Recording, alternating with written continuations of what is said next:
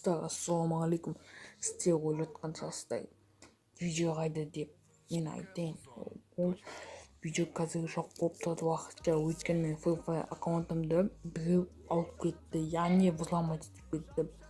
Мен оны түсіндім, ол өте көп уақыт, даже менің ақшам кетті деуге де болады аккаунт үшін.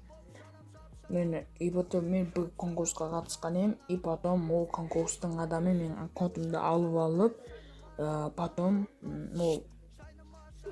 сосын ол деген басқа бір адамға сатып жүрген менің аккаунтымды. Сосын мен аккаунтқа бекер қатыстым деп ойламадым сіздер. Яғни аккаунтқа бекер қатыстым.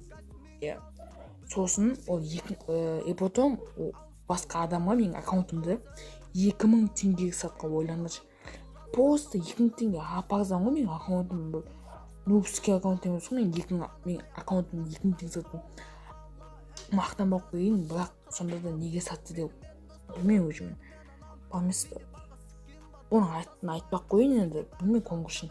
Мен оған талай звондадым және ол маған айтты да, мен оны тартып алған жоқпын деді да, мен емес, мен сенің аккаунтыңды тартып алған, мен сатып алдым деді да, бір специальный бір баладан деді да.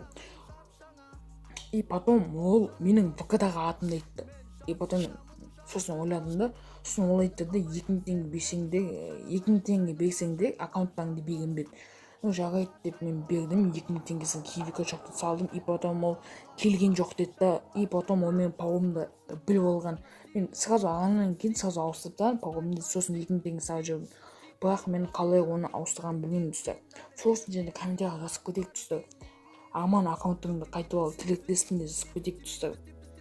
Және сондай уақыттан кейін біз қайттан бастаймыз Free Fire'ды. Яғни аккаунтыма қайттан келеміз достар. Сол үшін комментарий жазып кетеміз және лайк қойып кетеміз. Сау болыңыздар достар.